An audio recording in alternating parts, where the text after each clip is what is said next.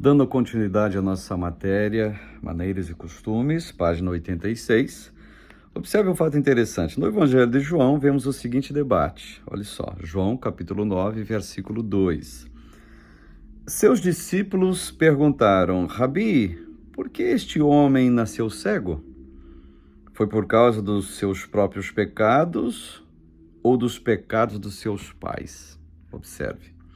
Então, por meio de uma compreensão soteriológica, tá? Ou socio-religiosa, digamos assim, por meio de uma compreensão socio-religiosa sobre a doença, vemos que toda a tradição do Antigo Testamento carregava essa concepção que se estende até os tempos de Jesus e que só será reconfigurada pelo próprio Cristo.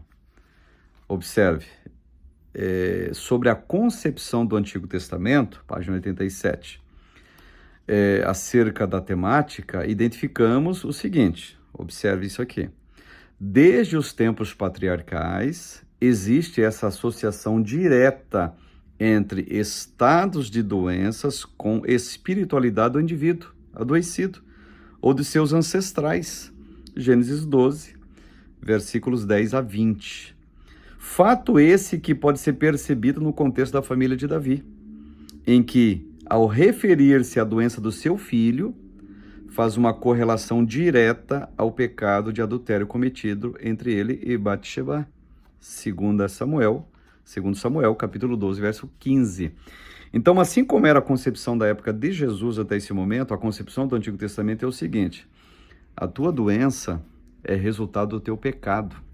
Se você pegar o livro de Jó todo, por exemplo, 42 capítulos, você vai observar o seguinte, que todos os discursos dos amigos de Jó, amigos aqui eu coloco bem entre aspas, que foram até ele, diz o texto, para consolá-lo, mas a Bíblia vai dizer também que ao longo dos seus discursos eles foram se tornando consoladores molestos. Eles entendem o seguinte: toda aquela calamidade, todas aquelas doenças que foram acometidas ao patriarca, foi por causa de pecado escondido. Então havia sim essa correlação entre doença e pecado cometido pela pessoa. Agora, a gente tem que citar, as doenças que existem é resultado da queda lá do Éden. Então, sim, resultado de pecado, mas não que o ser humano cometeu agora um pecado, ele vai ficar doente. A penalidade dele é que ele terá uma doença X ou Y. Não é esse o caso, mas o Antigo Testamento, a maneira deles encararem as doenças era dessa forma. Jesus não via assim. Até nesse ponto aqui, nesse texto que eu citei aqui de João 9, versículo 2, Jesus falou, não foi ele nem os seus pais, mas foi para manifestar a glória de Deus. Estão lembrados dessa citação dele. Então o Senhor, ele quebra essa concepção veterotestamentária que ela foi se estendendo até a época dele com relação a doenças. Então, nesses casos, notamos como essa concepção socio-religiosa sobre as doenças era comum em Israel. Porém, vemos que existem interdições administradas pela lei mosaica acerca de cuidados e condutas que se deve ter em relação a doenças. A lei apresentava interdições alimentares específicas como forma de evitar o surgimento de determinadas doenças. Então não era bem assim, é só pecado individual cometido que causa doenças. Sim, está surgindo alguma coisa, vamos mudar a alimentação que deve ser por causa disso, digamos.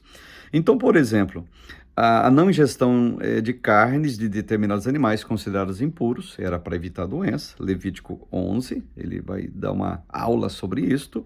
Além disso, temos a necessidade de enterrar os próprios excrementos para evitar a proliferação de doenças, Deuteronômio 23, 12 e 13 tinha essa regulamentação. E ainda mais, o cuidado para com a purificação dos lugares e do corpo para que não houvesse contaminação por doença contagiosa ou pelo surgimento de mofo, até isso. Levítico, capítulo 13, verso 47 e o verso 14 também. Além do mais, a lei propõe várias sugestões de cuidados específicos para com a prevenção de doenças e manutenção da saúde. tais como o uso cuidadoso do consumo de vinho, Provérbios 23, 29 e 32, a proibição de envolvimento com promiscuidade, evidente, Êxodo capítulo 20, verso 14, aqui evidentemente combate a DST, então eles já tinham essa noção de doenças sexualmente transmissíveis, tinham esse cuidado também. Então, nessas ações, vemos o cuidado divino com a saúde do seu povo para que todos pudessem ter uma vida mais saudável e com qualidade e bem-estar. As principais doenças enfrentadas nos tempos bíblicos, aqui na página de número 88, no caso a lepra, a cegueira, como eu já citei para vocês, o papel dos médicos e os principais tratamentos e remédios, aqui na página 89. Em Gênesis 50, verso 2, temos a primeira ocorrência da atuação dos médicos na narrativa bíblica. O texto diz o seguinte, é a primeira vez que é citado, que aparece uma ocorrência médica, digamos. O texto diz assim, em seguida deu ordens aos médicos que o serviam para que embalsamasse o corpo do seu pai. E Jacó foi embalsamado. Então, nessa ocasião, vemos esses profissionais conduzindo um ritual de embalsamento de um corpo. Claro que esse pessoal tinha, digamos, uma escola egípcia de embalsamento. Embalsamento, é isso, né? Acho que é isso, embalsamento. Pois não, exatamente. Queridos, na página 90 e 91, ainda continua uma explicação da questão do papel dos médicos, e na página 91, mais uma questão para nossa reflexão nesse pormenor. Bom, nós vemos que nos tempos bíblicos existia toda uma estrutura criada a partir das determinações bíblicas expressas por Deus, mediante, claro, a lei, que favorecia as pessoas que estavam em situação de doença. Além disso, vimos que Jesus tinha uma preocupação com a cura e o alívio da dor e sofrimento das pessoas. E dessa forma, como temos pensado em maneiras de colaborar para aliviar a dor e o sofrimento dos que vivem ou enfrentam uma situação de doença, seja ela uma doença adquirida ou seja uma doença crônica, como que a gente tem agido nessa questão? Será que temos tido compaixão das pessoas que sofrem com doenças ou temos apenas, olha só, justificados o seu sofrimento por conta da prática do pecado? Ou seja, eu não vou fazer nada porque esse camarada ficou doente, porque ele é muito pecador, ele bebe demais, ele fuma demais. Claro, a bebedeira, o cigarro vai trazer consequência física naturalmente para a pessoa. Agora, não, eu não vou fazer mais nada porque você é pecador, você está sendo doente, Deus está tratando com você, você não merece ajuda. Não, esse é outro caso também que não deve ser levado dessa forma. E vou repetir o que eu falei. A medicina, as ciências biológicas, elas surgem no planeta como um ato de misericórdia de Deus para aliviar aquelas pessoas que sofrem por doenças das causas mais variadas que existem durante toda a história humana. Capítulo 5, página 93, a morte e o morrer na cultura judaica.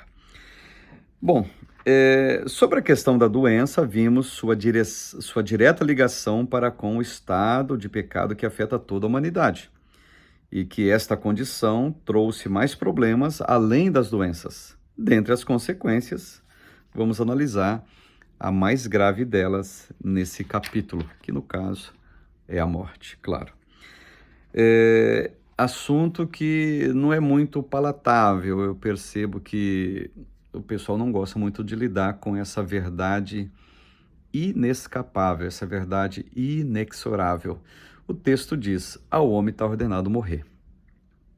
Ou seja, não vou entrar na questão agora, no mérito da questão do arrebatamento, dos que serão transformados vivos, mas ao ser humano, mormente falando, está ordenado a morrer.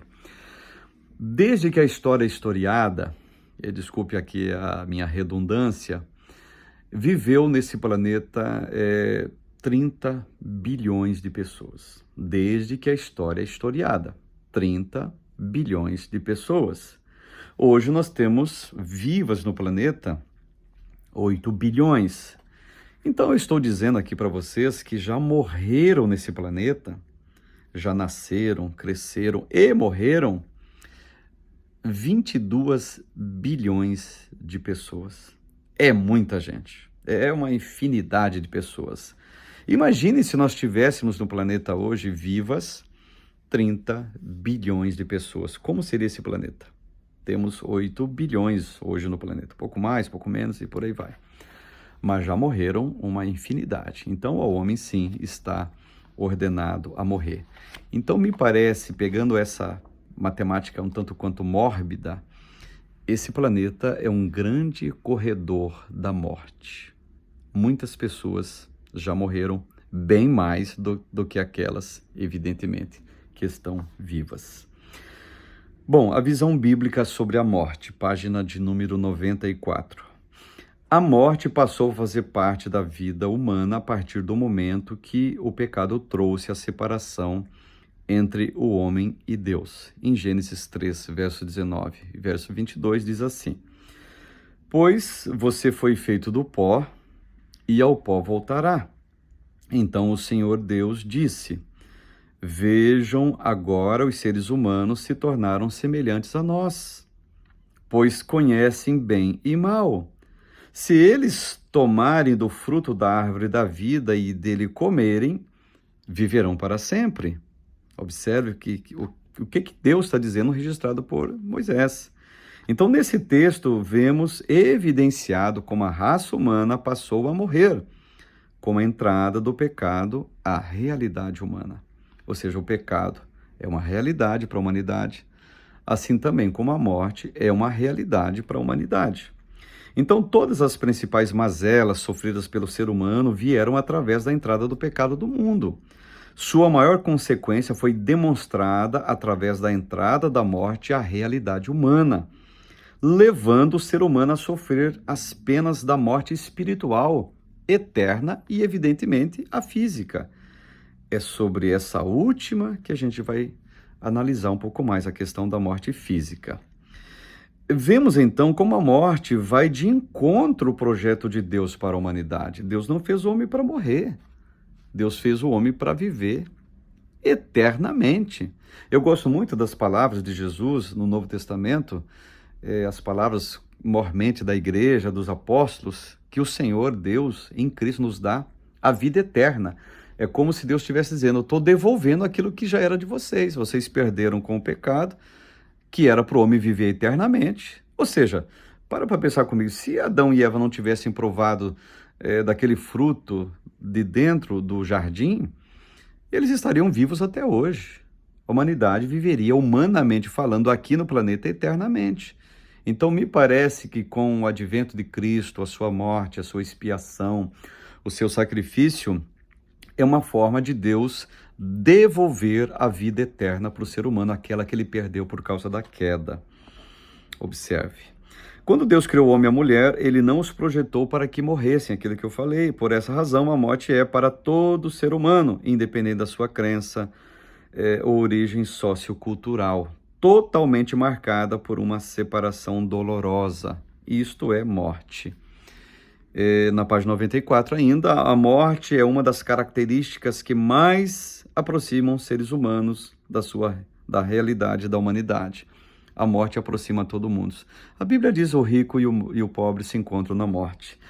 Para a morte não tem classe social, não tem beleza física, não tem, digamos assim, pobreza e riqueza, não tem beleza e feiura, não tem prosperidade, adversidade. A morte é igual para todos. E me parece que a única coisa que nos equipara, por incrível que pareça, é a morte. A morte, ela existe também para equiparar todo ser humano. É meio mórbido, mas é uma grande verdade. Então, a finitude não é algo meramente irreal ou abstrata, mas refere-se a algo que universalmente coloca todos no mesmo pé de igualdade.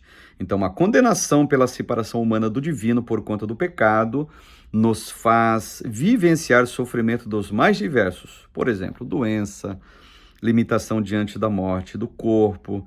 Por essa razão que os seres humanos, ao longo do tempo, eles têm criado estratégia para vencer essa limitação e esse sofrimento também.